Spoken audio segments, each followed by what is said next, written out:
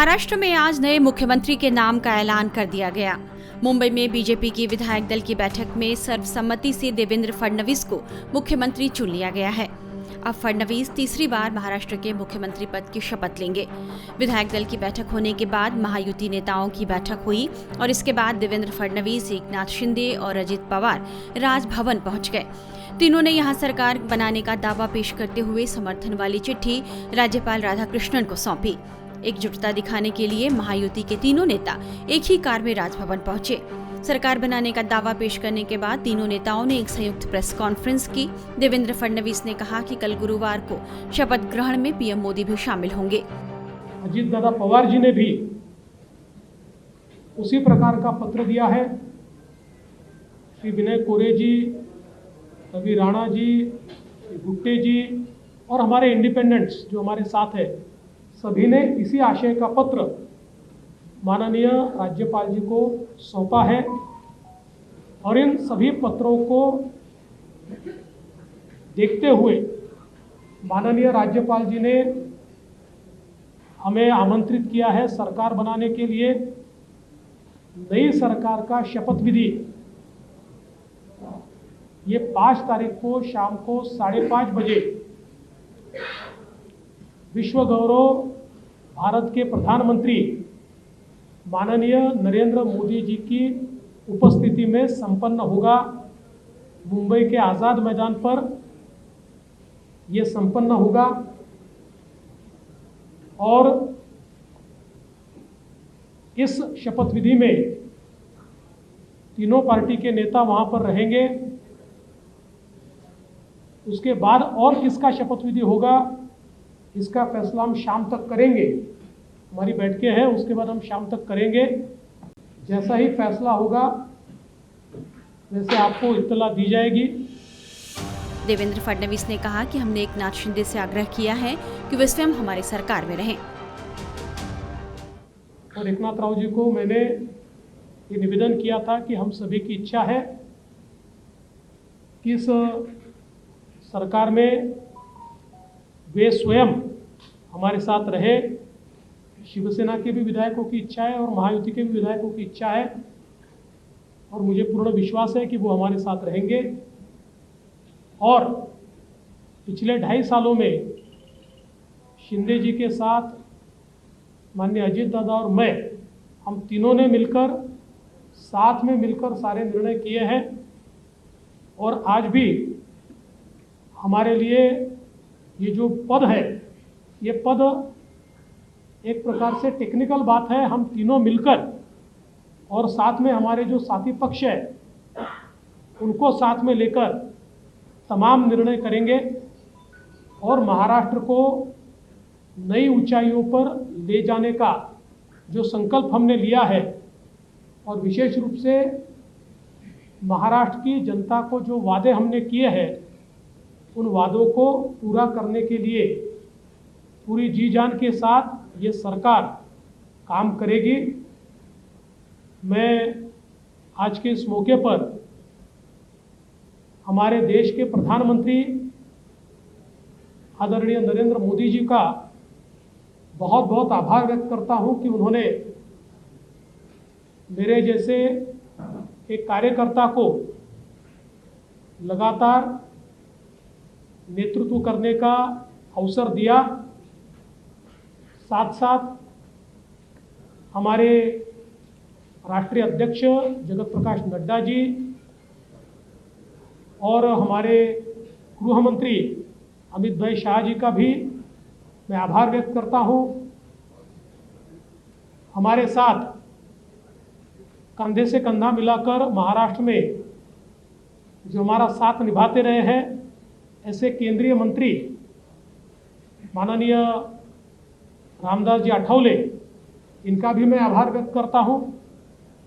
हमारी पार्टी के शीर्ष के नेता राजनाथ सिंह जी, नितिन गडकरी जी, तमाम शीर्षस्थ नेतृत्व का मैं आभार व्यक्त करता हूं और हम सब लोग मिलकर महाराष्ट्र को एक अच्छी सरकार देंगे,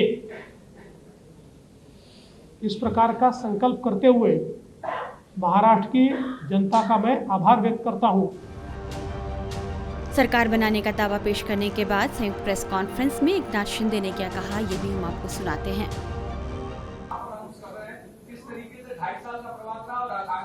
बहुत खुशी है मुझे कि 2.5 साल में हमारी सरकार ने, महायुति सरकार ने और हम तीनों ने और हमारी टीम ने जो काम किया है वो उल्लेखनीय है। उसके इतिहास में उसका सुनहरे अक्षरों में लिखा जाएगा। इतने बड़े निर्णय लिए, इसकी हमें खुशी है। क्या एकनाथ शिंदे भी डिप्टी सीएम के तौर पर शपथ लेंगे? इस पर शिंदे ने क्या जवाब दिया, यह तो हम सुनाएंगे ही, लेकिन यह भी देखिए कि उन्होंने अजित पवार की चुटकी किस तरह ली। क्या आप और अजित पवार साहब भी कल डिप्टी सीएम की शपथ लेंगे? अरे भैया, अभी तो कहा, देवेंद्र जी ने भी कहा, मैं भी कह रहा हूँ, रुको थोड़ा, अभी शाम तक रुको, अभी कल शपथ ली है ना। शाम तक उनका समझ में आएगा। मैं तो लेने वाला हूँ। मैं रुकने वाला हूँ। दादा को नहीं, अरे भाई, दादा को अनुभव है, दोपहर शाम को भी लेने का और सुबह भी लेने का।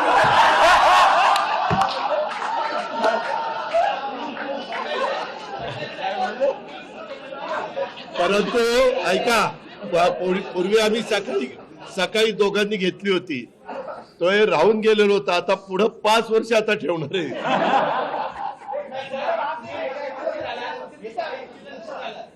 काय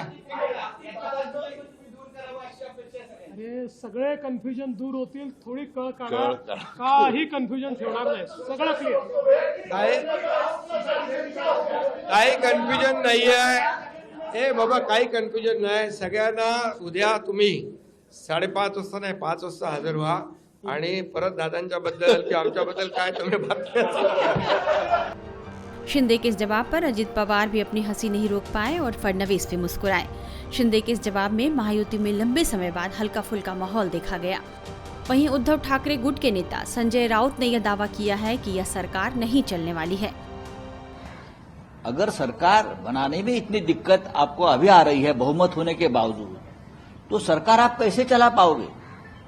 हम तो महाराष्ट्र की हित की बात करेंगे। सरकार आएगी, सरकार चलेगी, उनके पास बहुमत है, चाहे किसी भी तरीके से बहुमत लाया होगा उसने, लोगों के जो समस्या है उनको छुटकारा मिलेगा, चाहे किसान हो चाहे बेरोजगार हो। लेकिन आप सरकार क्यों नहीं बना पा रहे 13-14 दिन, उस बारे में आपको जनता को जवाब देना पड़ेगा। आज भी चल रहा है, अंदर के अंदर धुसफुस चल रहा है। मैं बता रहा हूं, अभी भी सब ठीक ठाक नहीं है। अभी भी एक दूसरे के ऊपर मांगे थोप रहे हैं, ये चाहिए वो चाहिए वो चाहिए। ये अब सरकार बनाने के बाद भी चलता रहेगा तो ये सरकार बनेगी, टिकेगी, लेकिन किस तरह से चलेगी और देश राज्य चलेगा, उस बारे में हमारे मन में बहुत शंका है। कल शपथ विधि है और आज भी अजित पवार दिल्ली नहीं है, 2 दिन से एटलीस्ट दिल्ली में है। क्या कहेंगे? डीसीएम पोस्ट वो लेने वाले हैं, एकनाथ शिंदे वहां पे उनको ठीक नहीं है और वहीं पे बीजेपी आजाद मैदान पे। मुझे मालूम नहीं हमारे मित्र अजित दादा पवार दिल्ली में क्या कर रहे हैं। मैं आपके माध्यम से सुन रहा हूं, 2-3 दिन से अजित दादा पवार दिल्ली में है। मैंने सुना है, मुझे मालूम नहीं, कुछ तोड़फोड़ के चक्कर में लगे हैं, ये मैंने सुना है।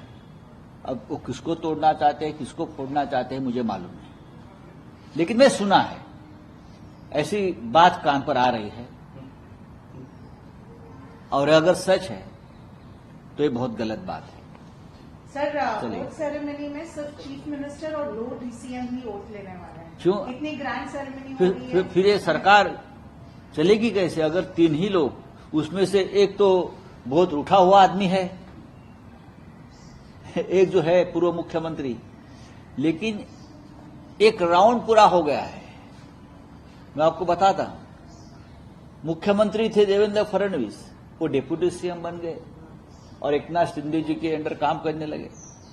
अब एकनाथ शिंदे मुख्यमंत्री थे, वो डिप्टी सीएम बन गए और वो अब देवेंद्र फडणवीस जी के हाथ के नीचे काम करेंगे। एक चक्र पूरा हुआ है। हालांकि सियासी हलकों में भी यह कहा जा रहा है कि जिस तरह एकनाथ शिंदे ने फडणवीस कैबिनेट में शामिल होने को लेकर गोलमोल जवाब दिया है, क्या उससे उन्होंने फिर एक बार पेच तो नहीं फंसा दिया।